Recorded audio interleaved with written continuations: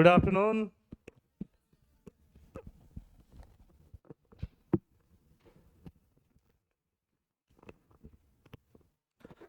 और की खबर? सब ठीक? भाल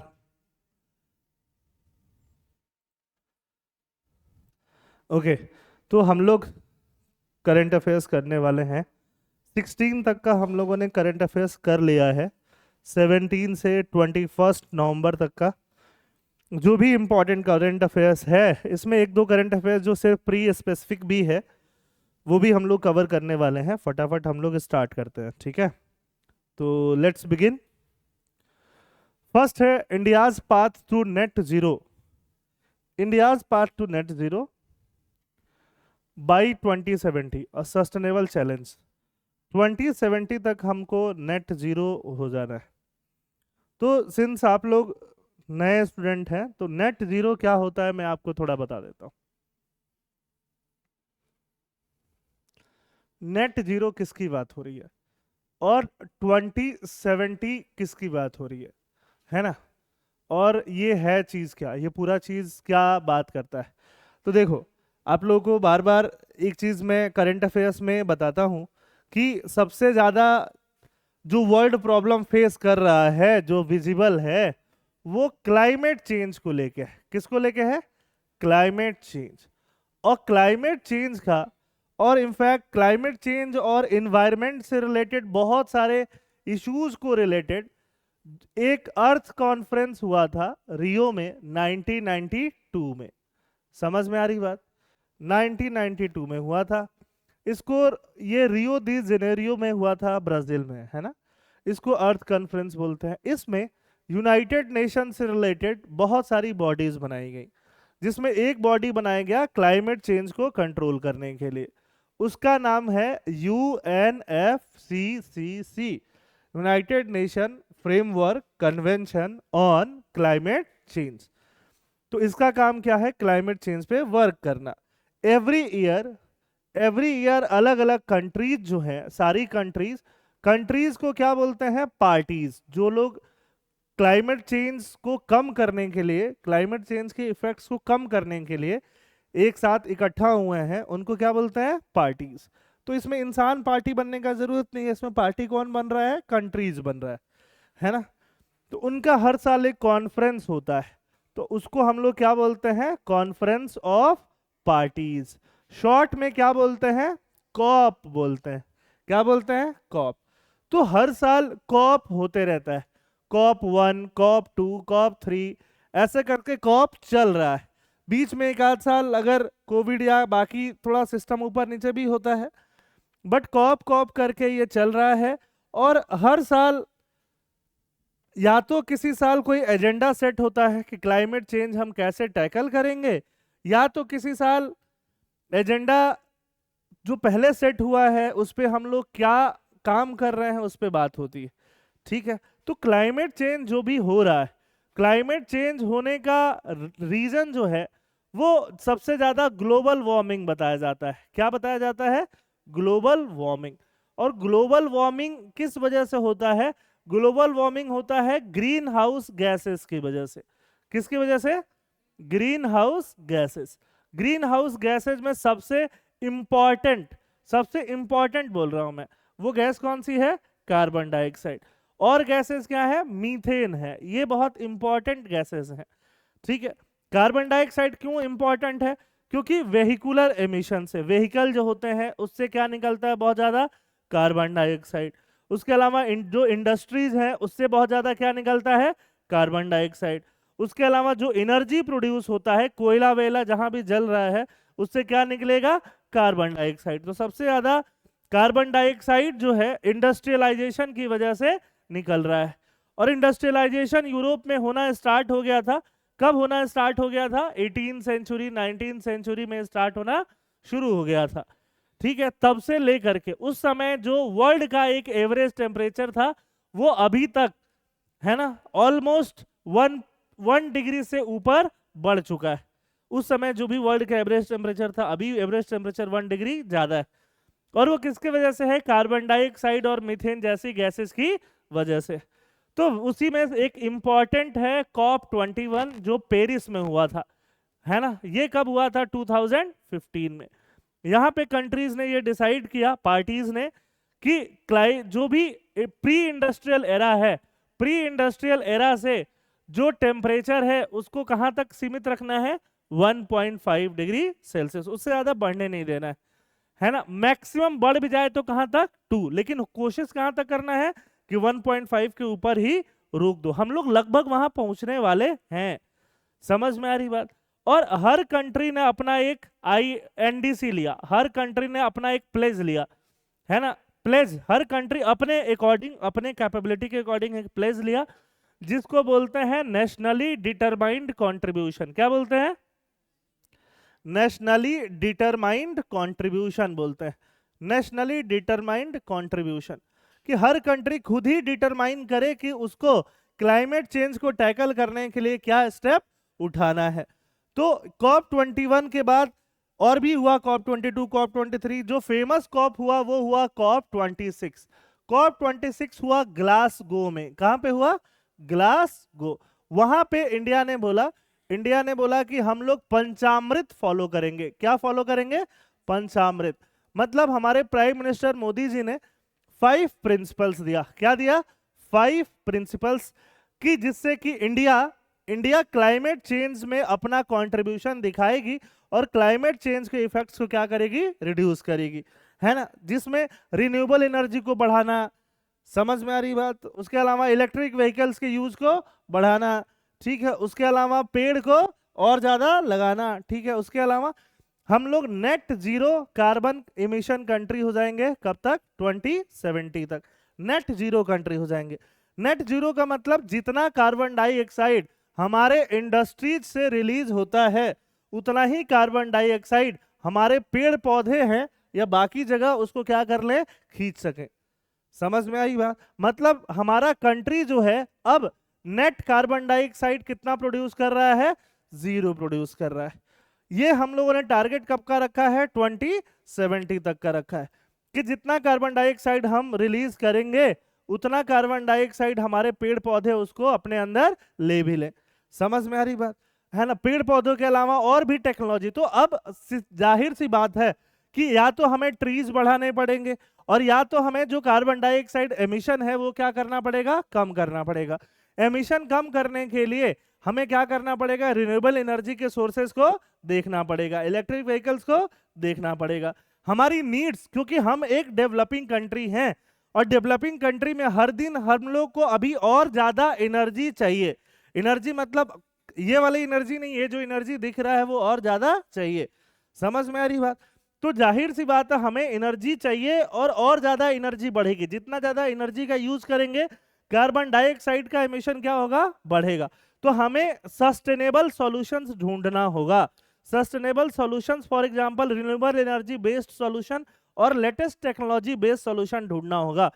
और टेक्नोलॉजी की जब बात करते हैं ढूंढना होगा तो उसके लिए क्या चाहिए होगा?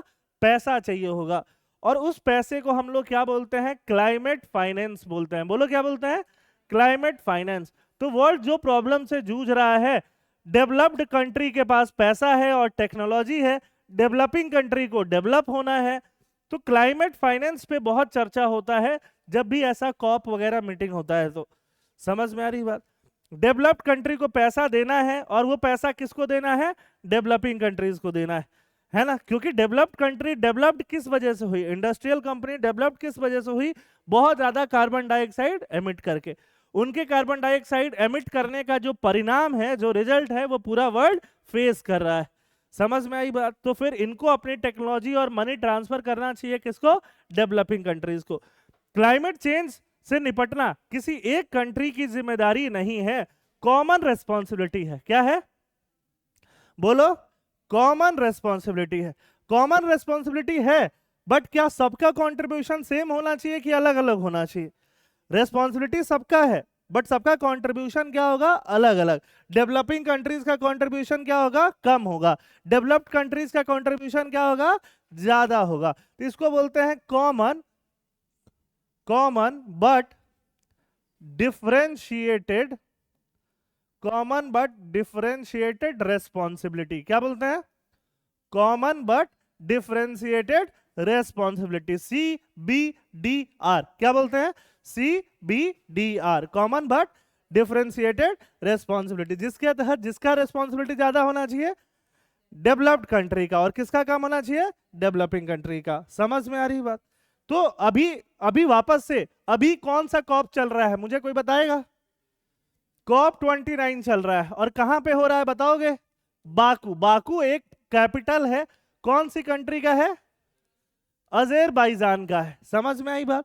तो प्रीलिम्स के लिए ये इंपॉर्टेंट हो जाता है कि कॉप कहां हो रहा है, कौन सी कंट्री में हो रहा है, कौन से प्लेस पे हो रहा है, और अजरबैजान के आसपास जो इलाके हैं, जो कंट्रीज हैं, वो और कंट्रीज कौन कौन से हैं, वहां आसपास जो सीज वगैरह हैं, जो पासेज हैं, ये सब इंपॉर्टेंट हो जाता है। इसका जो मैप है ये भी इंपॉर्टेंट हो जाता है। किसके लिए? कौन से एग्जाम के लिए?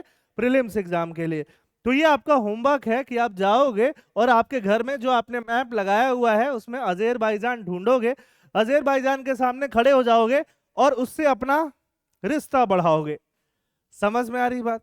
ठीक है, this is your homework for today. ठीक है, तो अब टॉपिक हमारा क्या कह रहा था उसको हम लोग देख लेते हैं। हमारा टॉपिक क्या कह रहा था? India's path to net zero, a sustainable challenge. कि हमारा जो पाथ है नेट जीरो के लिए वो चैलेंज है। चैलेंज क्यों है? क्योंकि हमारा हम डेवलपिंग नेशन है, हमें डेवलप और करना है। अभी हमें तो ओवरब्रिज बनाना ही है ना। हमारे पास तो रोड है ही नहीं, हमारे पास तो पॉपुलेशन बढ़ रहा है, तो हमें बढ़ाना ही है। डेवलप्ड कंट्रीज को और कुछ करना नहीं है, रिपेयर करना है खाली। समझ में आ रही बात? हमें बनाते जाना है, बनाते जाना है और बनाते जाना है। ठीक है, तो हमारे पास चैलेंज ज्यादा। देख रहे हो, ये माइनिंग वाइनिंग करके हमने सारा खोद रखा है, सारा बर्बाद कर रखा है। तो ये सब हमारे पास चैलेंजेस है। नेट जीरो कैसे होंगे? नेट जीरो होने के लिए क्या क्या चीजें हैं? ठीक है, तो हमारे पास चैलेंजेस क्या क्या है? चैलेंजेस है फाइनेंशियल कंस्ट्रेंट, पैसा नहीं है। ठीक है, हमारे पास भी नहीं है, देश के पास भी नहीं है। लिमिटेड नेचुरल रिसोर्सेज, हमारे पास नेचुरल रिसोर्सेज भी क्या है? कम है, क्योंकि हमारे पास पॉपुलेशन ज्यादा है।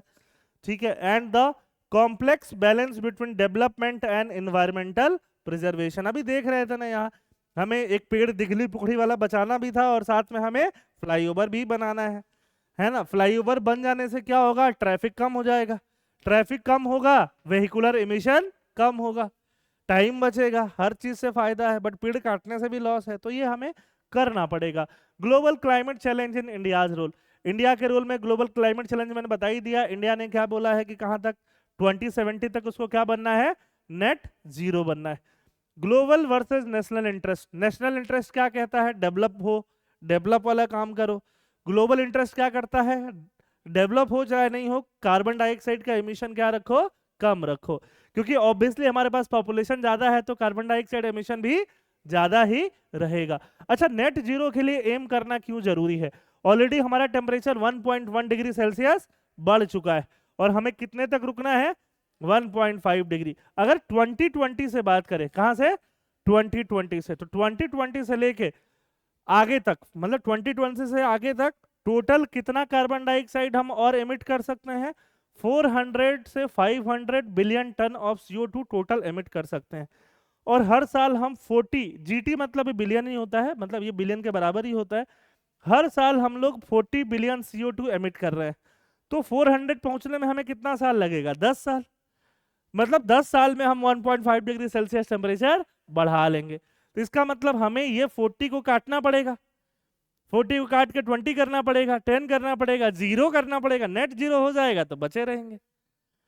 तो जब तक नेट जीरो नहीं होता है तब तक इसको रिड्यूस करने की कोशिश करनी पड़ेगी कि सो दैट कि हमारा जो टेम्परेचर राइज होने वाला है वो चीज बचा रहे। ये प्रीलिम्स में काम नहीं आएगा, ये मेंस में काम आएगा। कहाँ आएगा? मेंस में। आप लिखोगे तो UN inter governmental panel on climate change 6 assessment report. समझ में आई बात? फिर ये चीज लिखोगे और फिर ये चीज लिखोगे। एमिशन को डिक्लाइन कराना पड़ेगा, लेकिन कैसे? शार्प। ऐसा नहीं कि इस साल 40 अगले साल 39, ऐसे नहीं होगा। 40 30 20 10 शार्प डिक्लाइन चाहिए हमें। क्या चाहिए? शार्प डिक्लाइन चाहिए, तो जाके काम हो जाएगा। Is net zero equitable? Net zero is not just an environmental necessity but also an issue of fairness. Africa के लोग, अभी भी जो लोग, जो कंट्रीज जो non developing under developing countries हैं, अंडर डेवलप्ड, उनके साथ क्या होगा, बहुत ज्यादा ज्यादती होगा, फेयरनेस नहीं होगा, क्योंकि अगर हम लोग नेट जीरो तक नहीं पहुंचते हैं तो। समझ में आ रही बात? The developed world responsible for much of the historical emission is expected to lead in emission reduction and reach net zero by 2050।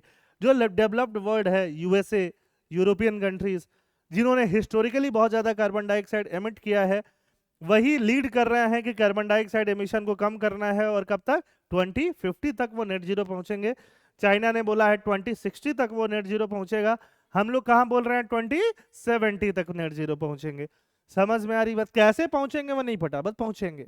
ठीक है, जैसे कि वो देखा है ना मूवी मंगलयान, मंगलयान में जो अक्षय कुमार बोलते हैं कैसे पहुंचेंगे कि नहीं पहुंचेंगे, बट पहुंचेंगे, है ना। वो बोल क्यों पाए? क्योंकि मंगलयान पहुंच गया था, अदरवाइज तो मूवी नहीं बनता उनका।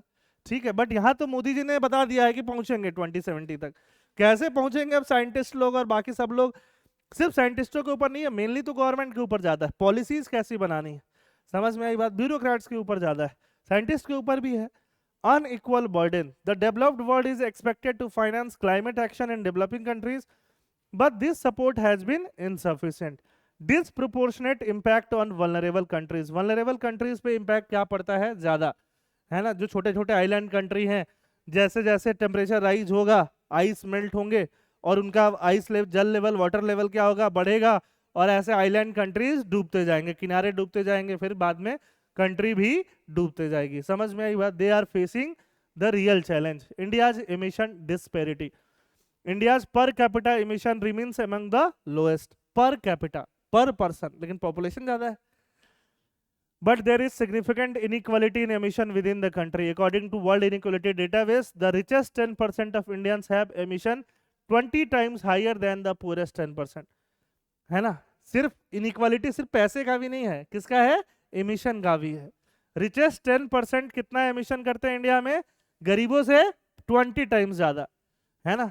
गरीब लोग कैसे जाएंगे? बस से, सब एक साथ ठुसा के।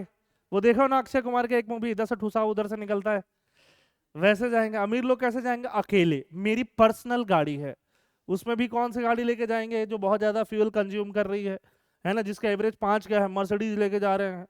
ठीक है, कुछ भी मना लो, बड़ा गाड़ी कोई भी उठा लो। समझ में आ रही बात? उनका एसी चल ही रहा है, उनके गाड़ी के लिए भी एसी चल रहा है। समझ में आई बात? उनका पर कैपिटा कंजम्पशन क्या है? रिच का ज्यादा है। इसको भी डेटा को कहाँ यूज कर सकते हो? मेंस में। समझ में आ रही बात? Climate change and social inequality. The effects of climate change disproportionately affect India's economically disadvantage, है ना। कुछ भी आता है, पावर कट हो रहा है, फ्लड आ रहा है, कुछ भी हो रहा है, बारिश एक्सट्रीम हो रही है, या ड्राउट एक्सट्रीम हो रहा है, या राइस का प्राइस बढ़ रहा है, या इन्फ्लेशन हो रहा है, कौन प्रॉब्लम झेल रहा है? गरीब लोग झेल रहे हैं, है ना। अगर आज कोई भी मतलब सेलिब्रिटीज हो, अंबानी फैमिली हो, राइस 50 रुपए से 60 रुपए हो जा रहा है, उनका क्या फर्क पड़ेगा? कुछ नहीं। समझ में आई बात? बट फर्क किसका पड़ेगा? गरीब लोगों का। Resource constraint and sustainability challenge. हमारे पास प्रॉब्लम क्या है? नेट जीरो होने में रिसोर्स की कमी है, और सस्टेनेबिलिटी का चैलेंज है। अर्थ का कैरिंग कैपेसिटी का भी अपना लिमिटेशन है। फूड शॉर्टेज होना, ग्राउंड वाटर खत्म होते जाना धीरे धीरे, extreme urban heat stress, urban centre पे हीट स्ट्रेस बढ़ रहा है, गर्मी बढ़ रहा है ना। 10 साल पहले यहाँ भी एसी लगाने की जरूरत नहीं पड़ती थी लोगों को, गुवाहाटी में 15 साल पहले तो नहीं पड़ती थी। समझ में आई बात? मैं जिस साल आया उस साल नहीं पड़ रही थी मुझे। ठीक है, मतलब उस साल अप्रैल मैंने आराम से निकाल लिया, आई वाज लाइक एसी की जरूरत नहीं पड़ रही, अप्रैल निकल गया। ठीक है, मई भी निकल गया, एसी की जरूरत नहीं पड़ रही। जून में मैं परेशान हुआ, तो जिस दिन परेशान हुआ उसी दिन एसी लेके आया, उस दिन बारिश शुरू हो गया, फिर लगाने की जरूरत नहीं पड़ रही। ठीक है, इलेक्ट्रिशियन वो एसी वाला भी बोल रहा है कि अरे सर बाद में आता हूँ ना, अभी तो बारिश हो रहा है, अभी तो एंजॉय कीजिए, तो एंजॉय चल रहा है। ठीक है, बट हाँ, बट धीरे धीरे लग ही रहा है, इस साल गर्मी बहुत ज्यादा है, तो ऐसे ही गर्मी बढ़ ही रहा है, अर्बन हीट स्ट्रेस बढ़ रहा है। India does not have the capacity to support the lifestyle standards of developed world for its entire population without facing severe consequence। Aspiration unsustainable है। इंडिया के लोगों के लाइफ स्टाइल एस्पिरेशन की बड़ा होगा तो ये गाड़ी लूंगा, क्यों लोगे? क्यों लोगे? क्या लॉजिक है उस गाड़ी लेने के पीछे? 80,000 के जूता लूंगा, तुम्हारा घर जाएंगे इसमें, क्यों घर जाना है उसमें? 80,000 के जूते लेके क्या करोगे? चलना ही है ना, पैर में ही तो रहेगा, करना क्या है उसका? of India's population is pursued without considering environmental constraints could become unsustainable, threatening basic need. अगर जो रिच लोग हैं उनका एस्पिरेशन कम नहीं किया जाए, या जो यूथ है उनका एस्पिरेशन कम नहीं किया जाए, तो बेसिक जो फूड, वाटर और बायोडाइवर्सिटी पे भी क्या आने लगेगा, चैलेंज आने लगेगा, है ना। हमें एक अपना रेस्पॉन्सिबल कंजम्पशन कॉरिडोर बनाना पड़ेगा कि हम किस तरीके से एज अ कंट्री कंज्यूम कर रहे हैं। कंजम्पशन तो करना ही है। फिर अगेन बात दो आती है, बुद्धा वाली और गांधी वाली, है ना। बुद्धा जी और Gandhi ji both favoured minimalism, कि आप मिनिमलिस्टिक चीजें यूज करो लाइफ में, जितना कम से कम रिसोर्स आप यूज कर सकते हो उतना कम से कम यूज करो। एक इंग्लिश का भी कोट है, if you are not living on the edge you are taking too much space. Edge मतलब किनारा, मतलब अगर आप कम से कम में मैनेज नहीं कर पा रहे हो तो इसका मतलब आप बहुत ज्यादा स्पेस ले रहे हो, और एक्चुअली बहुत सारे लोग ऐसा ही कर रहे हैं। समझ में आई बात? जो भी चीजें अगर आपको लिए आज नेसेसिटी लग रहा है, क्योंकि आज मैं बोल सकता हूं कि आज air condition is a necessity, but air condition is a necessity है, बट क्या 17 डिग्री पे चला के रखना है? नहीं, उसको 25 पे भी चला के रखा जा सकता है, 25 पे आराम से काम हो रहा है ना। तुमको जून की इतनी गर्मी में कंबल ओढ़ के क्यों सोना है? 25 डिग्री पे करो, चादर ओढ़ के सो, 28 पे करो, ऐसे ही सो, है ना। 17 करेंगे फिर कंबल लेंगे, क्या लॉजिक है भाई? कौन सा लॉजिक है ये? तो ये करना जरूरी है। India's future power demand is expected to surge dramatically if consumption continues to rise unchecked and the country electrifies all end use applications, है ना। सारा अगर इंड यूज एप्लीकेशन इलेक्ट्रीफाई हो जाएगा, इलेक्ट्रिक से ही चलने लगे, ब्रश भी इलेक्ट्रिक वाला आ रहा है, क्या हाथ से ऐसे नहीं कर पा रहे हो क्या, ऐसे लगा के खड़े हो? क्या लॉजिक है? Meeting this demand entirely through renewable energy poses significant challenges. जितना भी हमारा एनर्जी डिमांड बढ़ रहा है वो सारा रिन्यूएबल एनर्जी से भी पूरा नहीं होने वाला है ना। तो हमें क्या करना पड़ेगा, क्योंकि ऑब्वियसली रिन्यूएबल एनर्जी लगाओगे कहाँ? लैंड पे। कहाँ लगाओगे? लैंड पे लगाओगे। समझ में आ रही बात? वहां पे क्या लगाओगे आप? सोलर वाले पैनल्स लगाओगे, है ना। अब अडानी जेल में चले जाएंगे तो कौन लगाएगा? समझ में आ रही बात, है ना। तो एनर्जी गया भाड़ में, यहाँ बात हो रहा है कि अडानी को जेल में डालना चाहिए कि नहीं डालना चाहिए, that is a separate issue, वो भी आएगा करंट अफेयर्स में, इतना रेलेवेंट नहीं है इसलिए उसको कवर नहीं कर रहे हैं। पावर डिमांड सर्ज बाय 2070 तक पावर डिमांड भी बहुत ज्यादा क्या कर जाएगा, सर्ज कर जाएगा। तो हमें अपना कंजम्पशन पैटर्न भी क्या करना पड़ेगा, चेक करना पड़ेगा हमें। उसको बोलते हैं इकोलॉजिकल फुटप्रिंट। क्या बोलते हैं? Ecological footprint. इकोलॉजी से रिलेटेड आपका फुटप्रिंट कितना है, आपको जिंदा रखने में कितना कार्बन डाइऑक्साइड खर्चा हो रहा है। तो ये गरीब इंसान है जिसको जिंदा रखने में बस खा रहा है, कार्बन डाइऑक्साइड छोड़ रहा, हो गया उसका, है ना। साल में एक कपड़े खरीद रहा है, वो कपड़ा प्रोड्यूस करने में जो कार्बन डाइऑक्साइड गया वो गया, जो इलेक्ट्रिसिटी गया वो गया। अमीर लोग रोज शॉपिंग कर रहे हैं, तो हर चीज जो शॉप करके ला रहे हो, सब चीज प्रोड्यूस करने में कार्बन डाइऑक्साइड इमिशन हुआ है कि नहीं हुआ है? That is your ecological footprint. To reduce your ecological footprint क्या जरूरी है? इकोलॉजिकल फुटप्रिंट को रिड्यूस करना। समझ में आ रही बात? ये बहुत ज्यादा जरूरी है। एथिक्स में भी बहुत ज्यादा क्लाइमेट या एनवायरमेंटल एथिक्स होता है, वहां पे इन सब चीजों को हम लोग क्या कर सकते हैं, यूज कर सकते हैं। Apart from GS3 important for ethics also. फिर यहाँ डेटा दे रखा है कि कितना डेटा हमारा 2070 तक डिमांड होगा। फिर समझ में आ रही बात, है ना। This data is again useful for our mains examination. ठीक है। Land use and sustainability challenge. Land use, land पे क्या करोगे? या तो आप क्या बोलो, टर्बाइंस वगैरह बनाओगे, ठीक है, विंड मिल्स बनाओगे, कहाँ बनेगा? लैंड पे ही बनेगा ना, ठीक है। सोलर लगाओगे, कहाँ लगेगा? लैंड पे ही लगेगा। तो उसका भी तो अपना चैलेंज है। एक्सीडिंग 3500 गीगावाट सोलर और 900 gigawatt wind could necessitate significant land trade off. इससे ज्यादा 3500 गीगावाट सोलर और 900 गीगावाट विंड से ज्यादा क्या नहीं लगाया जा सकता है? सोलर नहीं लगाया सकता। जितना लैंड इंडिया में अवेलेबल है उस हिसाब से ये कैलकुलेशन किया गया है। समझ में आ रही बात? अगर उससे ज्यादा लगाना होगा तो पेड़ काटना पड़ेगा, बायोडाइवर्सिटी चैलेंजेस और बहुत सारे चैलेंजेस आ सकते हैं, ठीक है। Balancing growth and sustainability, achieving a high standard of living while pursuing climate adaptation and mitigation। Climate में दो इंपॉर्टेंट टर्म आते हैं, मैंने पहले भी बताया होगा जिन्होंने करंट अफेयर्स क्लासेस पहले करी होंगी, एडेप्टेशन और मिटिगेशन। वो सबको क्या करना पड़ेगा? परस्यू करना पड़ेगा, है ना। इकोनॉमिक मॉडल्स जो अभी चल रहे हैं, इन्वायरमेंटल कुछ नेट कर्व जो आप, मैं इकोनॉमिक्स पढ़ाऊंगा तो उसमें पढ़ाऊंगा, तो जो भी इकोनॉमिक्स मॉडल चल रहे हैं उनको हमें रीथिंक करना पड़ेगा, है ना। एक सस्टेनेबल साइकिल में जाना होगा, सस्टेनेबल इकोनॉमी और साइक्लिकल इकोनॉमी फॉलो करना होगा, है ना। रीयूज, रिड्यूस, इन सब कॉन्सेप्ट पे हमें फोकस करना पड़ेगा। समझ में आ रही बात? ठीक है, तो ये सारा आपको वेस्टर्न लाइफ स्टाइल को क्या करना पड़ेगा, अवॉइड करना पड़ेगा। ये सारा काम इंडिया में करना पड़ेगा, क्योंकि ये टॉपिक क्या है, इंडिया स्पेसिफिक टॉपिक है। Demand side and supply side. Demand side में क्या है, कंस्ट्रक्शन अगर करो बिल्डिंग का तो क्या करो, एनर्जी एफिशिएंट करो, है ना। ट्रांसपोर्ट क्या होना चाहिए, पब्लिक ट्रांसपोर्ट होना चाहिए। इंडिविजुअल लोग बहुत ज्यादा अगर कार लेके चलेंगे तो 10 लोगों में 10 कार हो जाएगा, और एक बस में 20 लोग बैठ जाएंगे, या एक मेट्रो के कोच में 50 लोग चले जाएंगे। समझ में आ रहा है ना। तो public and non motorise transport होना चाहिए, नॉन मोटराइज ट्रांसपोर्ट, ठीक है। रेलवे वेलवे हो तो अच्छा है। Encouraging public transport and walking cycling, walking cycling हो तो ज्यादा अच्छा है। Sustainable diet choices, diet choice भी क्या हो, सस्टेनेबल। ऐसा नहीं कि हम सिर्फ भात खाएंगे, है ना, क्योंकि राइस जो है is a very water intensive crop. Rice में दो चीज निगेटिविटी है, हमेशा बोला है, इन्वायरमेंट के हिसाब से, अपने हिसाब से नहीं। दो चीज है, एक बहुत ज्यादा हाईली वाटर इंटेंसिव है, तो जहां पे वाटर ऐसे ही ज्यादा बारिश हो रहा है वहां तो ठीक है फिर भी, फॉर एग्जांपल बिहार, आसाम वगैरह वगैरह।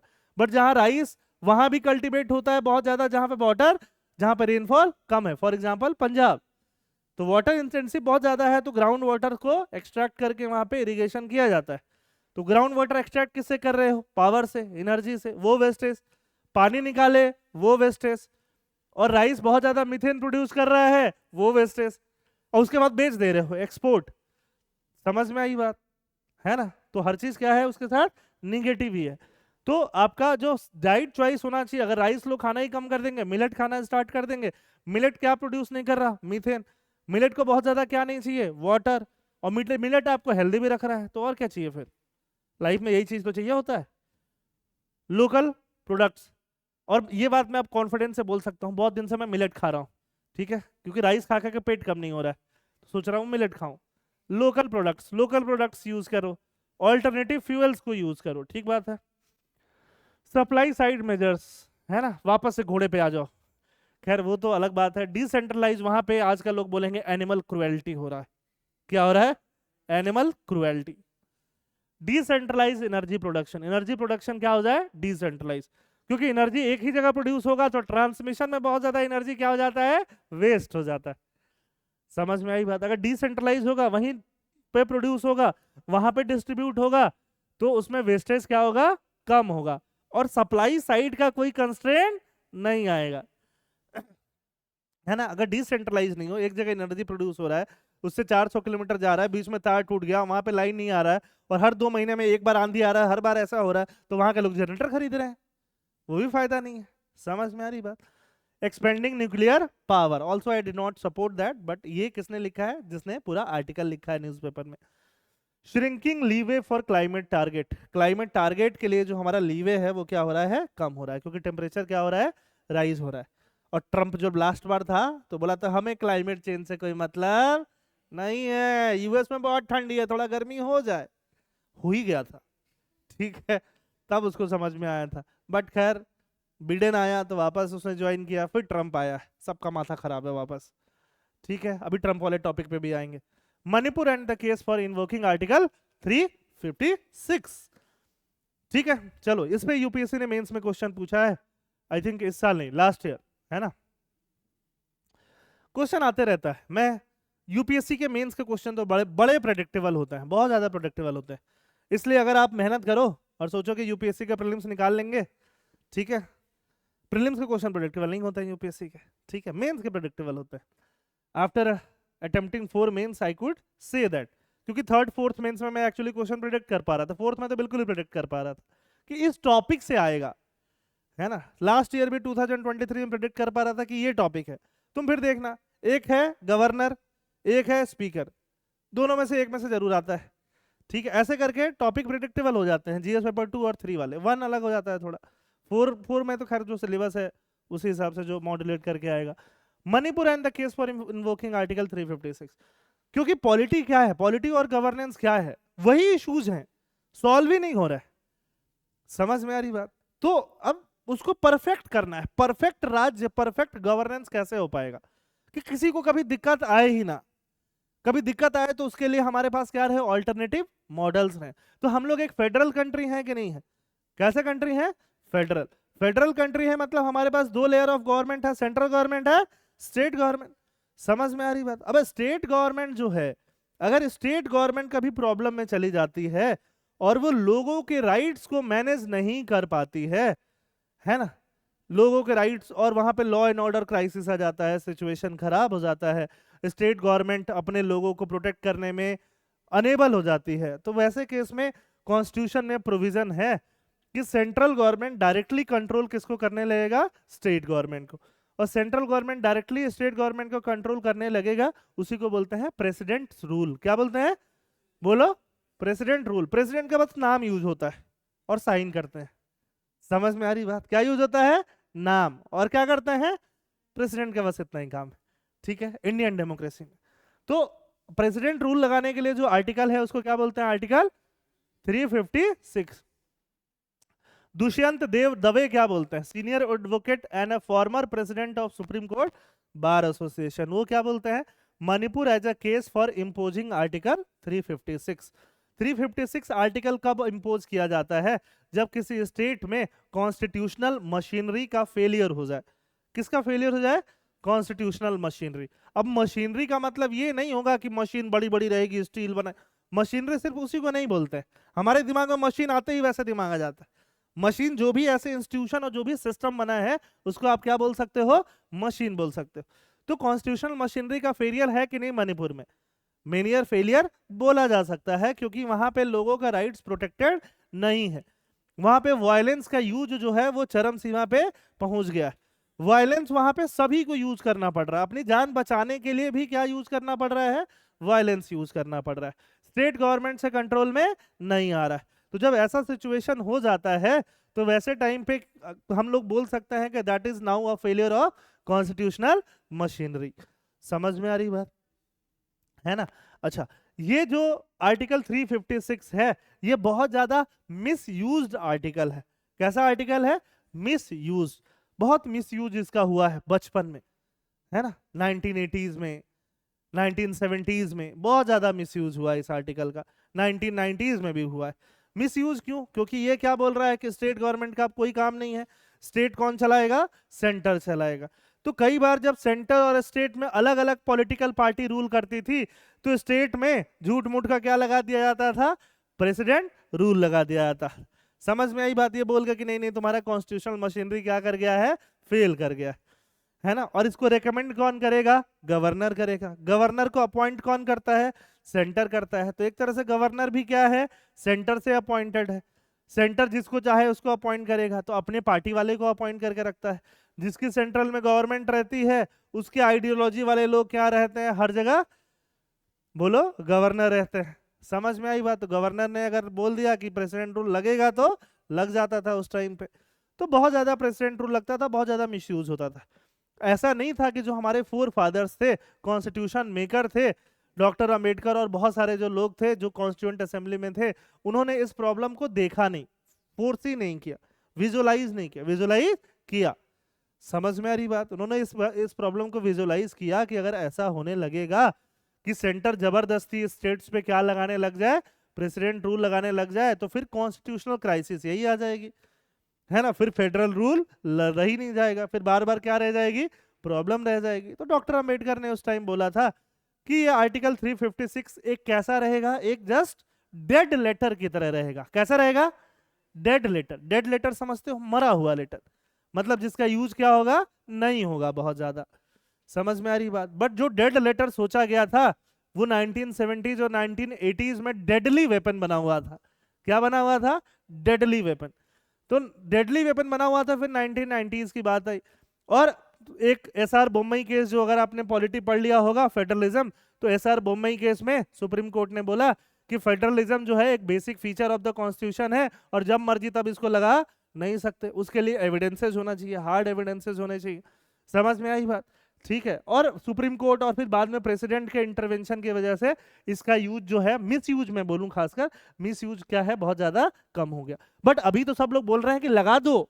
कहां पे लगा दो, मणिपुर में, कि सेंटर कंट्रोल करेगी तो डायरेक्टली सेंट्रल फोर्सेज आएंगी, सेंट्रल फोर्सेस कंट्रोल करेंगी तो वायलेंस तो कंट्रोल होगा, लाइक लोग सुकून से जीना तो स्टार्ट करेंगे पहले, क्योंकि लॉ एंड ऑर्डर क्राइसिस जो है वो मणिपुर में बहुत ज्यादा हो गई। अगर बाकी को कंपेयर करें, मणिपुर से बाकी स्टेट्स को कंपेयर करें, बाकी स्टेट्स कौन कौन से हैं बताओ, जहां पे थोड़ा बहुत आपको प्रॉब्लम दिखता है? इंसर्जेंसी वाले स्टेट्स हो सकते हैं, जम्मू कश्मीर हो सकता है, थोड़ा बहुत नागालैंड वगैरह, वहां पे इंसर्जेंट ग्रुप्स हैं और बाकी नॉर्मल लोग। नॉर्मल लोग वायलेंस नहीं करे, इंसर्जेंट ग्रुप से हमारे जो आर्म फोर्सेज हैं वो फाइट कर रहे हैं, जो गवर्नमेंट है वो क्या कर रहे हैं, नेगोशिएट कर रहा है। बट यहाँ पे आम इंसान को ही मजबूरी में क्या करना पड़ रहा है, वायलेंस करना पड़ रहा है। कहाँ पे? मणिपुर में। तो it is a clear case where article 356 can be invoked, ये यहाँ पे बोला जा रहा है। Again article 356 becomes important for both prelims and mains. समझ में आ रही बात? 356 The situation in Manipur, especially following the violence in May, has been unprecedented. फिर ये सब कहानी लिखा हुआ है ना? Constitutional machinery has failed, मैंने हाईलाइट कर दिया। कहानी कौन सा कहानी लिखा हुआ है कि पूरे 1 साल 1.5 साल से क्या देखा जा रहा है कहाँ पे, मणिपुर में, है ना? 1.5 साल से आप लोग देख रहे हो, ठीक है। मणिपुर में और भी इंसिडेंट्स आप देख ही रहे हो, बॉल बाई बॉल कमेंट्री आपको मिल रही है। लास्ट ईयर एक वीडियो आया था, वो वायरल वीडियो, जिसको सुप्रीम कोर्ट ने बोला था कि ये तो बहुत ही गलत हो रहा है, जहाँ पे 2 वुमेन को न्यूड तरीके से घुमाया जा रहा है। तो ये सारा चीज सुप्रीम कोर्ट में देखने को मिल रहा है। कॉन्स्टिट्यूशनल प्रोविजन के बारे में बात कर लेते हैं, डॉक्टर अंबेडकर ने क्या एक्सप्लेन किया था। During the constituent assembly on August 3, B.R. Ambedkar defined article 356 as an extraordinary provision. कैसा प्रोविजन है? Extraordinary. ऑर्डिनरी नहीं है कि जब मर्जी तब लगा दो। To address the breakdown of constitutional machinery, he emphasized that the president should have the liberty to act even without a report from the governor. अगर गवर्नर का रिपोर्ट नहीं है तब भी प्रेसिडेंट एक्ट कर सकता है, if facts come to the president's knowledge that suggest immediate action, है ना? अगर फैक्ट्स प्रेसिडेंट के पास आए जिससे प्रेसिडेंट को लगे कि इमीडिएट एक्शन की क्या है, जरूरत है। प्रेसिडेंट के पास आए मतलब प्रेसिडेंट को कौन बोलेगा? प्राइम मिनिस्टर बोलेगा। प्रेसिडेंट, प्राइम मिनिस्टर और बाकी मिनिस्टर के बोलने पे काम करते हैं, अपने से काम नहीं करते हैं, ठीक है।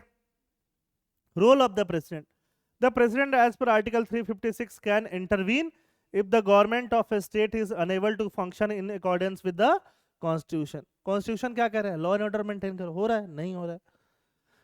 The invocation of this article is crucial when a situation arises where governance becomes dysfunctional, है ना? तो नागालैंड में, मिजोरम में, जम्मू कश्मीर में वायलेंस है, बट यहाँ का वायलेंस क्या है? डिफरेंट है। तो यहाँ पे क्या लगाया जा सकता है? यहाँ पे आपको प्रेसिडेंट रूल लगाया जा सकता है, आर्टिकल 356 इन्वोक किया जा सकता है। आर्टिकल 356 के रिगार्डिंग कॉन्स्टिट्यूएंट असेंबली में क्या डिबेट हुए हैं वो लिखे हुए हैं।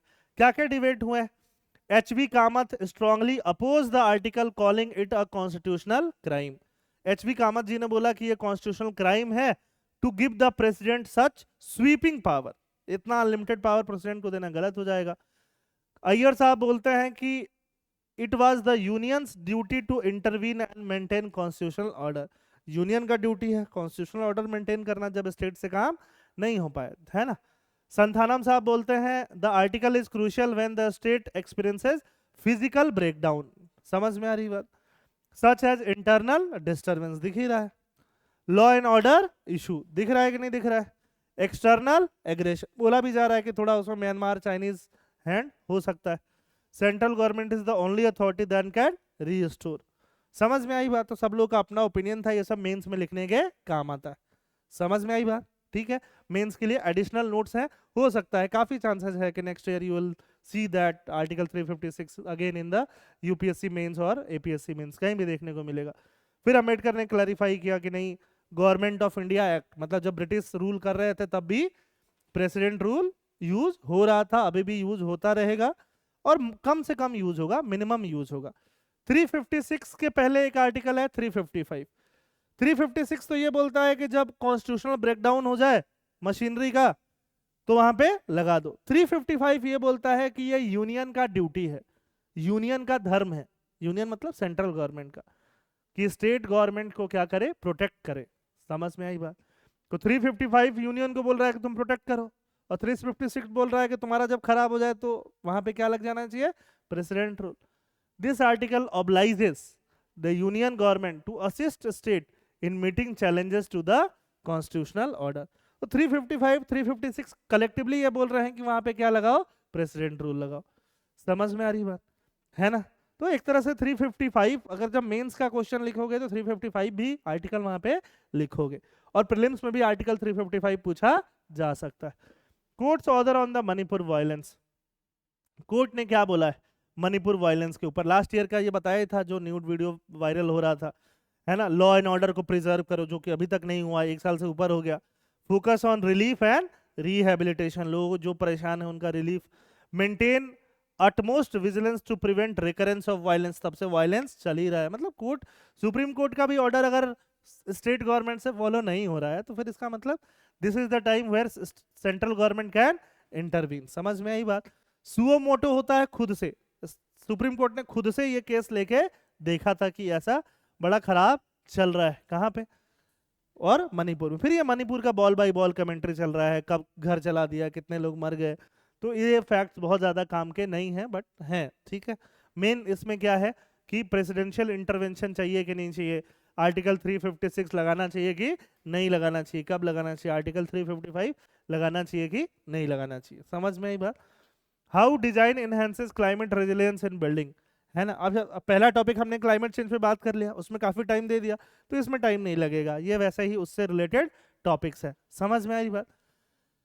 तो हमें नेट जीरो बनना है और बिल्डिंग भी बनाने हैं, डेवलप्ड भी बनना है, ठीक है। तो डेवलप्ड बनना है तो हमें क्या बनना है, एक नेट जीरो बनने के लिए हमें बिल्डिंग्स का डिजाइन भी ऐसे प्रॉपर करना होगा कि बिल्डिंग एनर्जी कम से कम कंज्यूम करे। मतलब कहीं भी अगर बिल्डिंग बनाया जा रहा है, बड़ी बड़ी बिल्डिंग, छोटा सा घर नहीं, ठीक है, छोटा सा घर भी बना रहे हो तो भी फॉलो करो तो अच्छा बात है। बड़े बड़े बिल्डिंग बनाने में किस तरह से उसका डिजाइन हो, है ना, डिजाइन हो क्योंकि आप ये सब ट्यूब लाइट्स को कम से कम यूज करो, किस तरह से डिजाइन हो कि वेंटिलेशन प्रॉपर हो, किस तरह से डिजाइन हो कि इलेक्ट्रिसिटी का यूज कम से कम हो। समझ में आ रही बात? और क्या क्या मटेरियल्स यूज कर सकते हैं कंस्ट्रक्शन में, है ना, क्योंकि वॉल्स रूम का, घर के अंदर का टेम्परेचर को क्या रखे, कम से कम रखे, सनलाइट को ज्यादा से ज्यादा रिफ्लेक्ट करे, वाटर यूज को मिनिमाइज करे। समझ में आई बात? बिल्डिंग्स को बहुत दिन तक सस्टेनेबल बनाए रखे बिना मेंटेनेंस के। तो ये सब बिल्डिंग डिजाइन के बारे में ही पूरा टॉपिक है ना। पहले तो एसी नहीं होते थे, ठीक है, तो बहुत पहले जब आप हिस्ट्रीज पढ़ोगे और आर्ट एंड कल्चर खासकर पढ़ोगे तो आर्ट एंड कल्चर में ऐसे बहुत सारे आपको बिल्डिंग्स मिलेंगे। फॉर एग्जांपल मंडू, मंडू जो है आपका एमपी में एक बिल्डिंग होता है। बिल्डिंग क्या मतलब, एक पुराना किला है ना, ठीक है, जहाँ पे राजा बाज बहादुर हुआ करते थे और रानी पद्मिनी हुआ करती थी, ठीक है। वहाँ पे जो किला है वहाँ का टेम्परेचर जो है उसके अंदर का नॉर्मल बाहर के टेम्परेचर से 5 डिग्री कम है। उन्होंने वॉल्स कैसे बनाया, वॉल्स के बीच से पानी निकाल दिया। समझ में आई बात? तो वॉल्स के बीच से पानी फ्लो करता रहता है, एक तरह से पानी स्टोर रहता है।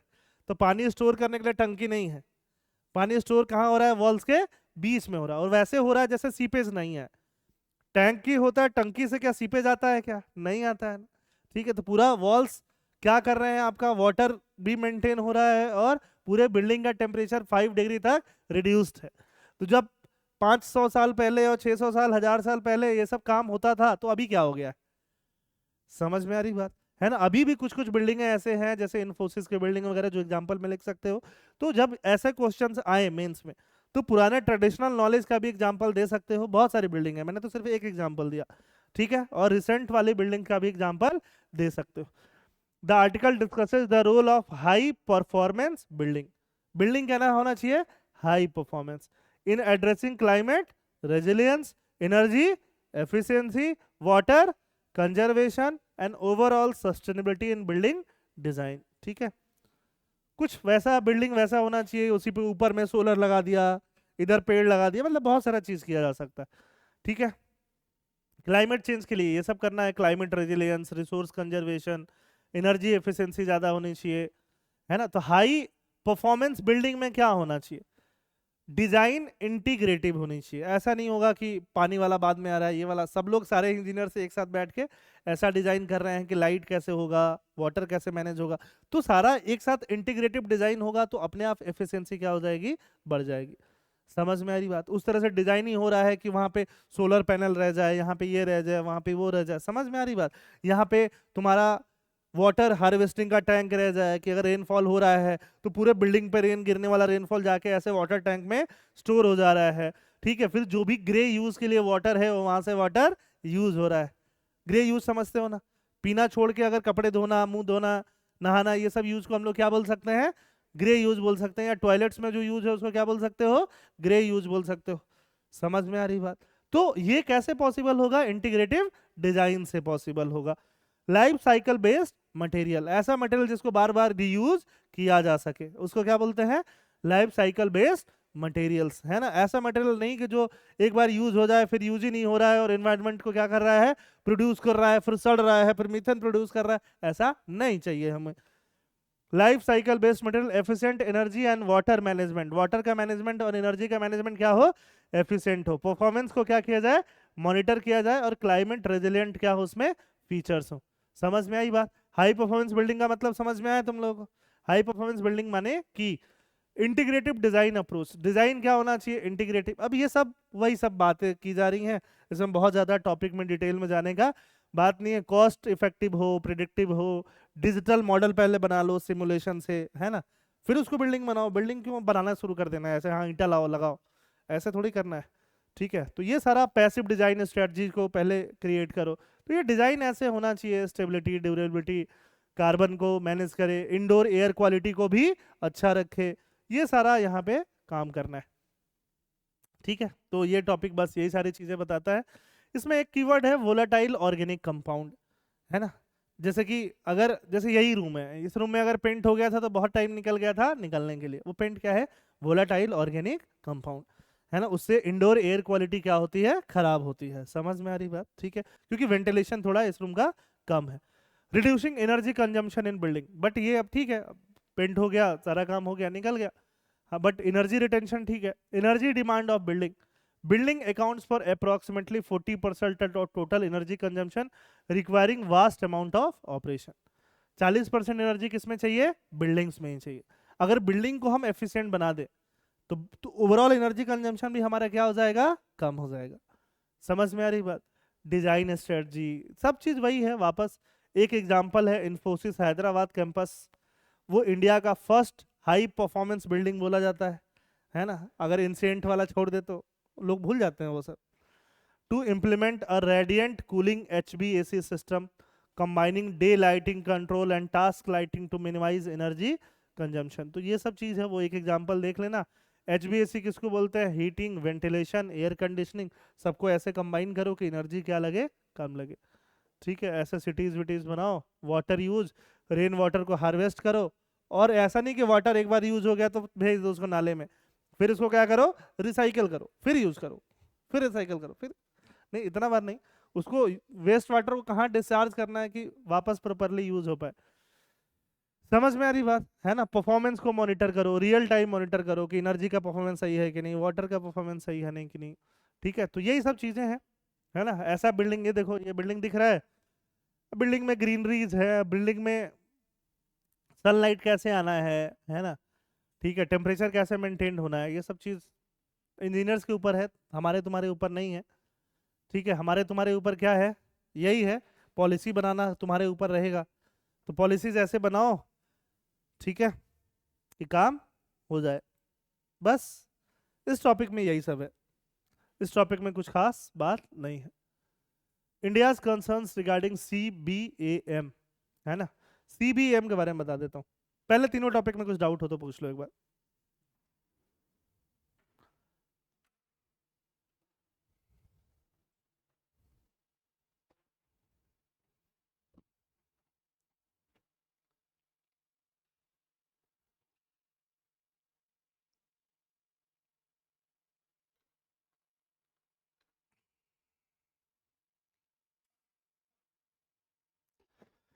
शमीमुल बोल रहे हैं बुलेट नोट्स चाहिए था करंट अफेयर्स का, यही है। This is the notes that you need for current affairs, है ना। ठीक है, अब इसमें से जो काम की चीज़ें हैं, आप अगर नोट्स बनाना चाहते हो तो बना सकते हो शॉर्ट नोट्स, क्योंकि अगर हम शॉर्ट नोट्स तो देंगे तो फिर पूरा स्टोरी नहीं हो पाएगा कवर। दोनों हम ही करेंगे तो फिर आप IAS क्यों बनोगे? आपको बनने के लिए आपको मेहनत थोड़ा तो करना पड़ेगा।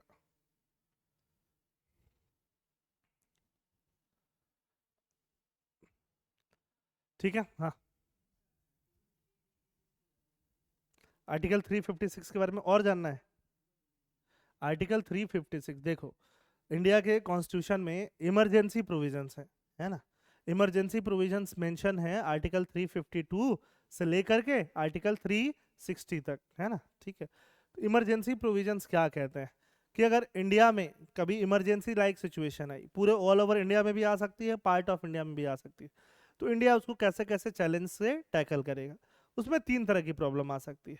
एक ऑल ओवर इंडिया पे आ सकती है, जिसको हम इमरजेंसी या नेशनल इमरजेंसी कहेंगे, वो वॉर के वजह से हो सकती है ना, वगैरह। या इंटरनल पूरे इंडिया में भी क्राइसिस हो गया, इंडिया में दो ग्रुप बन गए, राइट्स होने लगे पूरे इंडिया में, तो ऐसे हो सकता है। ठीक बात है। अच्छा, पहला चीज। दूसरा चीज क्या हो सकता है, किसी स्टेट में क्राइसिस चल रही है या गवर्नमेंट ही नहीं बन पा रही है। ऐसा भी हो सकता है कि किसी पार्टी की मेजोरिटी ही नहीं आ रही है, तो गवर्नमेंट ही नहीं बन पा रही, उस पर क्या लगाया जा सकता है, प्रेसिडेंट रूल। ठीक बात है। और तीसरा होता है फाइनेंशियल इमरजेंसी, मतलब पूरा इंडिया का इकोनॉमी खतरे में चल रहा है, पैसे नहीं है, तो उस पर क्या लगाया जा सकता है, फाइनेंशियल इमरजेंसी। तो ये स्टेट इमरजेंसी के रिलेटेड है ना। और इस पे क्या लगता है, प्रेसिडेंट रूल लगता है। तो आर्टिकल 356 क्या बोलता है कि कोई भी स्टेट अगर कॉन्स्टिट्यूशनल मशीनरी वहां ब्रेक डाउन है, कॉन्स्टिट्यूशनल मशीनरी ब्रेक डाउन मतलब दो चीज हो सकता है, या तो स्टेट गवर्नमेंट नहीं बन पा रही है ना, दो पार्टी हैं, दोनों में से किसी क्लियर मेजोरिटी ही नहीं आ पा रही है, या तो जो भी पार्टी गवर्नमेंट चला रही है वो ठीक से नहीं चला रही है ना। कॉन्स्टिट्यूशनल मशीनरी वहाँ ब्रेक डाउन है, लॉ एंड ऑर्डर खराब है, वहाँ रेडिकलाइजेशन बहुत ज़्यादा फैला हुआ है, एक्सट्रीमिज्म बहुत ज़्यादा फैला हुआ है, समझ में आ रही बात है ना, ठीक है। कम्युनलिज्म फैला हुआ है, राइट्स होना है, कुछ भी ऐसा हो रहा है, गवर्नमेंट सेकुलर सेकुलर नहीं दिख रही है, तो in any kind of circumstances वहाँ पे अगर कॉन्स्टिट्यूशनल मशीनरी ब्रेकडाउन दिख रहा है तो आर्टिकल 356 कैन बी इम्पोज। बाकी जब आप पॉलिटी पढ़ोगे तो एक दिन तो यही पढ़ोगे पूरा डिटेल में, समझ में आ रही बात, ठीक। India's concerns regarding CBM. CBM क्या है, European unions carbon border adjustment mechanism, है ना। देखो, हम लोग कार्बन की बात करते हैं ना, बीच में राइस वाइस की बात कर लिए थे ना, मीथेन मीथेन। अब ये यूरोपियन यूनियन क्या बोल रहा है, यूरोपियन यूनियन पूरे बहुत सारे यूरोपियन कंट्रीज का एक यूनियन है, वो क्या बोल रहा है, यूरोपियन यूनियन बोल रहा है border adjustment, carbon border adjustment mechanism, कि हम कार्बन को बॉर्डर पे एडजस्ट कर देंगे। मतलब अगर जैसे हम कोई भी प्रोडक्ट भेजते हैं, है ना, एक्सपोर्ट करते हैं और वो उनके पास जाता है, यूरोपियन यूनियन के पास, तो वो पता है क्या बोल रही है कि अच्छा ये प्रोडक्ट लाए हो, हम लोग बोलते हैं हाँ, बताओ इसको बनाने में कितना कार्बन एमिट हुआ है। समझ में आई बात। अगर कार्बन ज्यादा एमिट हुआ है तो जितना ज्यादा कार्बन एमिट हुआ है उतना ज्यादा इस पे क्या लगेगा, टैक्स लगेगा। समझ में आ रही बात, उतना ज्यादा क्या लगेगा, टैक्स लगेगा। यही है, यही है कार्बन बॉर्डर एडजस्टमेंट मैकेनिज्म, उतना ज्यादा टैक्स लगेगा। हम बोले कार्बन तो हमारे यहाँ एमिट हुआ ना यार, तुम तो खरीदो इसको, टैक्स भले हम लगा लें। ठीक बात है। इंडिया क्या बोलता है कि जहां पे प्रोडक्ट बन रहा है वहां पे टैक्स लगने दो, जहां बिक रहा है वहां पे क्यों लगा रहे हो। समझ में आई बात। इसको as a protectionist and discriminatory policy देखा जा रहा है। कैसा पॉलिसी देखा जा रहा है, प्रोटेक्शनिस्ट। प्रोटेक्शन, प्रोटेक्शन से बनता है प्रोटेक्शनिस्ट। तो यूरोपियन यूनियन अपनी डोमेस्टिक इंडस्ट्री को क्या कर रहा है, प्रोटेक्ट कर रहा है ना। मान लो डोमेस्टिक इंडस्ट्री भी उसका कुछ इक्विपमेंट बना रही है, वही काम चाइना, इंडिया और बाकी डेवलपिंग कंट्री भी बना रही है, वियतनाम वगैरह जो भी। अब यहाँ से जो सामान वहां जा रहा है वो चीपर है, वहां जो बन रहा है वो क्या है, कॉस्टली है, तो यहाँ वाले पे अगर टैक्स बढ़ा दोगे ये भी कॉस्टली हो जाएगा। समझ में आई बात। ये कॉस्टली हो जाएगा तो लोग हो सकता है अपने डोमेस्टिक वाला ज्यादा खरीदें, डोमेस्टिक वाला ज्यादा खरीदने मतलब डोमेस्टिक वालों को क्या मिल गया, प्रोटेक्शन मिल गया, इसलिए क्या बोलते हैं, प्रोटेक्शनिस्ट पॉलिसी। ठीक है। और डिस्क्रिमिनेटरी, जो बाकी डेवलपिंग कंट्रीज क्या करेंगे, ज्यादा कार्बन वाले प्रोडक्ट बनाएंगे, उनके पास लेटेस्ट टेक्नोलॉजी नहीं है कि वो कम कार्बन वाले प्रोडक्ट को बना सके, तो इसलिए इसको क्या बोला गया है, डिस्क्रिमिनेटरी पॉलिसी। समझ में आई बात। ये पूरा आर्टिकल का जो एसेंस है वो एसेंस यही है, दो वर्ड, प्रोटेक्शनिज्म और दूसरा वर्ड डिस्क्रिमिनेटरी। समझ में आ रही बात है ना। इंडिया क्या बोलता है, इंडिया इसके अगेंस्ट में लड़के क्या बोलता है, इंडिया ये बोलता है कि अगर तुमको कार्बन पे टैक्स लगाना है तो उस कंट्री को लगाने दो जिस कंट्री में वो प्रोड्यूस हो रहा है, रादर देन उस कंट्री में जहां पे वो सेल हो रहा है। ठीक है। Carbon border adjustment mechanism, the EU carbon border adjustment mechanism is a carbon tariff, tariff मतलब tax, on carbon intensive product such as steel. Steel सबसे ज्यादा कहां बनता है? Who is the number one manufacturer of steel in the world? Number one manufacturer of steel, बार बार बोलता हूं करंट अफेयर्स के क्लासेस में, चाइना।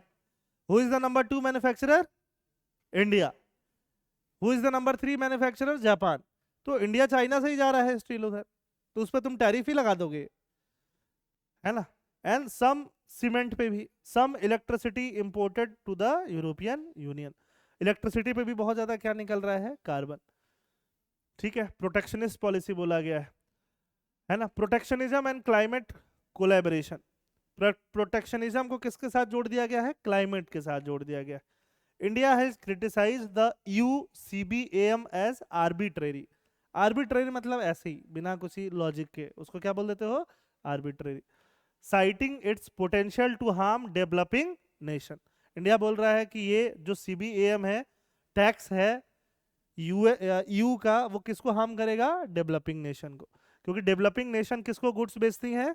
डेवलप्ड कंट्री को, ईयू को। Objective and mechanism, CBM ensure that imported product bear a carbon emission cost equivalent to EU produced goods. समझ में आ रही बात? ठीक है, तो यही सब है। इंडिया के लिए रिस्क क्या होगा? हमारा ईयू अकाउंट्स पर 20% of India total merchandise export. जो भी हम एक्सपोर्ट करते हैं उसमें 20% कहाँ जा रहा है? ईयू को। तो हमारा एक्सपोर्ट घट जाएगा, हमारे पास पैसा कम आएगा, ये सब हमारे पास प्रॉब्लम है। कौन कौन सा मेन सेक्टर है? आयरन और स्टील, एल्युमिनियम, सीमेंट, फर्टिलाइजर, ये सारा सेक्टर किसमें है? रिस्क में चल रहा है। समझ में आ गई बात? बस यही सब चीजें हैं, है ना। CBM is a prominent issue. अभी जो बाकू में कॉन्फ्रेंस चल रहा है वहां सीबीएम क्या है? प्रोमिनेंट इशू बना हुआ है। ठीक है, weak arguments from India could undermine its position as a leading voice of the global south. हमारा आर्गुमेंट हो रहा है बट बहुत वीक है, उसको बहुत स्ट्रांगली पुटअप हम लोग नहीं किए हैं। स्ट्रांगली पुटअप नहीं कर पाएंगे तो हमें एज ए लीडर कोई देखेगा ही नहीं, लगेगा कि अरे इसके बोलने से तो कुछ फर्क ही नहीं पड़ता है। ठीक है, यूएनएफसीसीसी को तो आप जानते हो, बहुत बार जान चुके हो, अरे जान गए ना। ठीक है, अच्छा, बस यही है, इस पूरे टॉपिक में यही सारी बातें की गई हैं। इंडिया के आर्गुमेंट भी मैंने आपको समझा दिया जो हाईलाइट किया गया है। ठीक है, ये भी तो बता दिया था, कॉमन बट डिफरेंशिएटेड रेस्पॉन्सिबिलिटी, क्योंकि अभी अजरबैजान बाकू में कॉन्फ्रेंस ऑन गोइंग है, तो बहुत सारे आर्टिकल उससे रिलेटेड ही आएंगे, तो इसलिए मैंने एक बार ही उन सबको एड्रेस कर दिया है। ठीक है, ठीक, चलिए।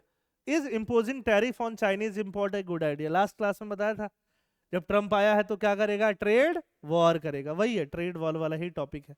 अब ट्रंप ने बोल भी दिया है उस समय तो ये उम्मीद था कि बोलेगा। ठीक है, तो देखो, जिसको उम्मीद था और बोल भी दिया, मतलब उम्मीद सही था। ठीक है, क्या बोला है? कितना परसेंट प्रेसिडेंट ट्रंप लगाएंगे? 60% टैरिफ लगाएंगे चाइनीज प्रोडक्ट्स पे। कितना परसेंट? 60, है ना। ठीक है, द यूएस प्रेसिडेंट इलेक्ट, अभी वो यूएस प्रेसिडेंट नहीं है, यूएस प्रेसिडेंट इलेक्ट हो चुके हैं, Donald Trump has proposed imposing tariff of up to 60% on Chinese import. क्यों लगाना है? उसके लिए 2 पॉइंट्स। पहला, the significant US trade deficit with China. US China का क्या है? ट्रेड डेफिसिट, मतलब यूएस चाइना से बहुत ज्यादा क्या करता है? इंपोर्ट, और एक्सपोर्ट क्या करता है? थोड़ा सा, तो ट्रेड डेफिसिट हो ही जाएगा। ठीक है, तो ट्रेड डेफिसिट को कम करने के लिए इंपोर्ट कम होना चाहिए, तो इंपोर्ट कम करने के लिए इंपोर्ट पे टैक्स बढ़ा दो।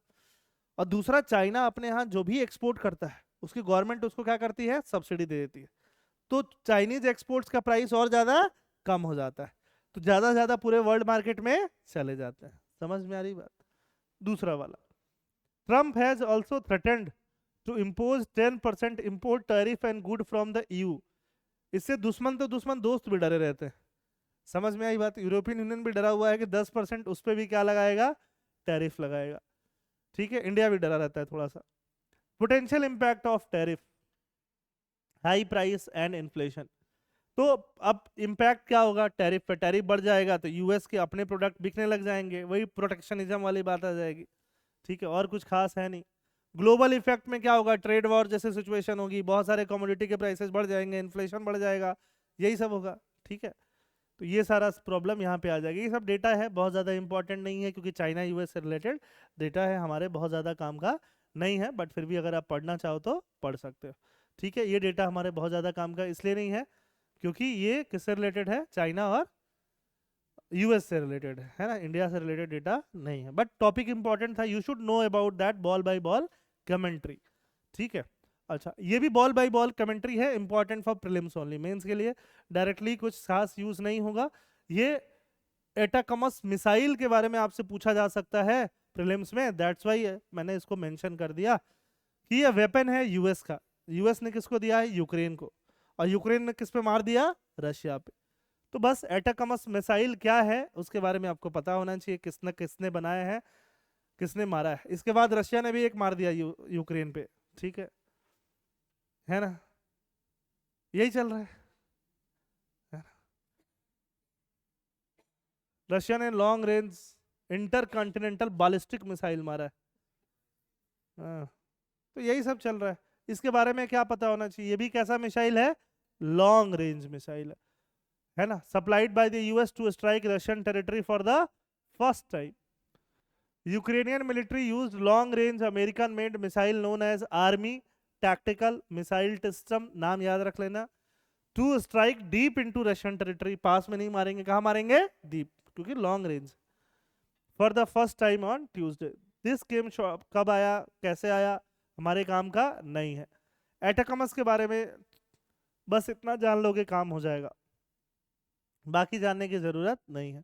बस मिसाइल का नाम पता होना चाहिए, किस कंट्री का है, किसने मारा, because that can feature into your exam. समझ में आ रही बात? बहुत ज्यादा डिटेल का जरूरत नहीं है, प्रीलिम्स में आ सकता है ना। ये स्पेसिफिकेशन है।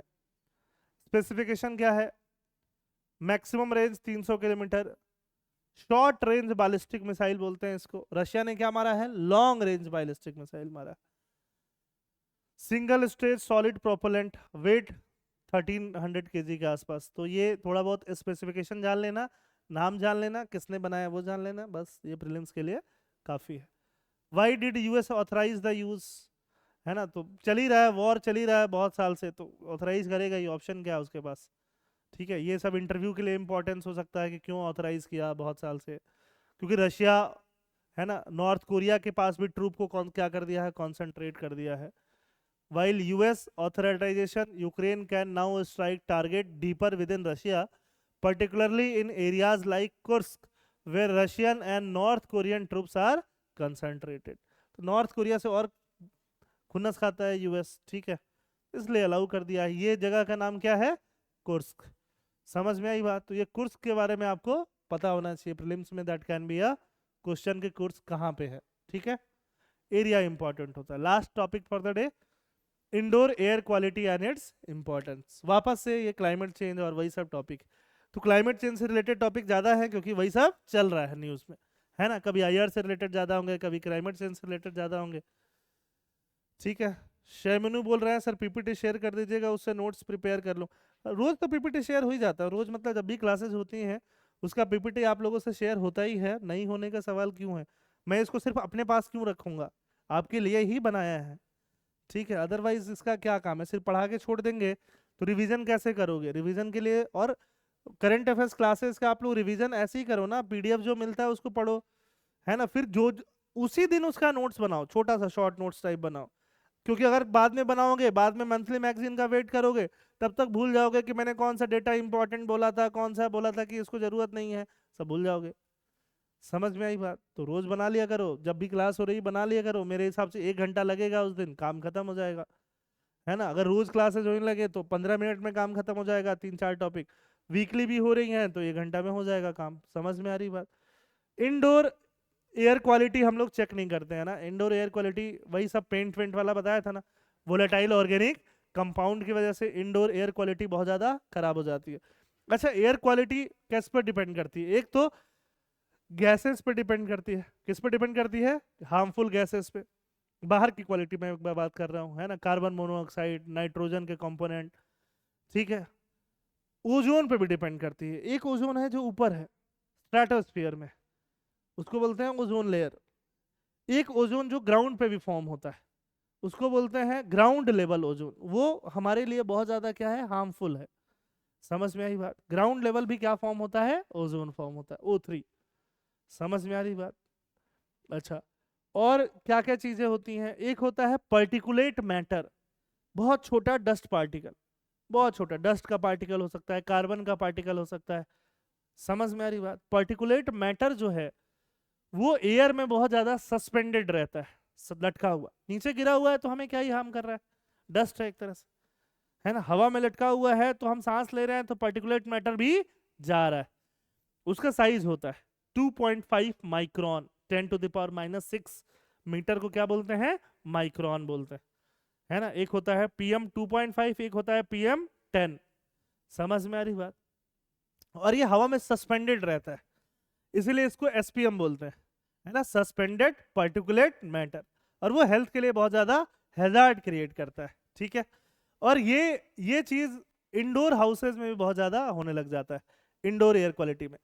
The article discusses the challenge and solution related to indoor air quality. Delhi में बहुत ज्यादा जरूरत है, दिल्ली के लोग परेशान हुए पड़े हैं, मैं भी दिल्ली में था, मैं भी परेशान था, इसलिए मैं यहाँ आ गया, अब नहीं हूँ, ठीक है। अभी इस टाइम पे तो मैं छींक छींक के उन आंखों से लाल लाल हो जाता था, तो भागना पड़ता था वैसे भी, है ना।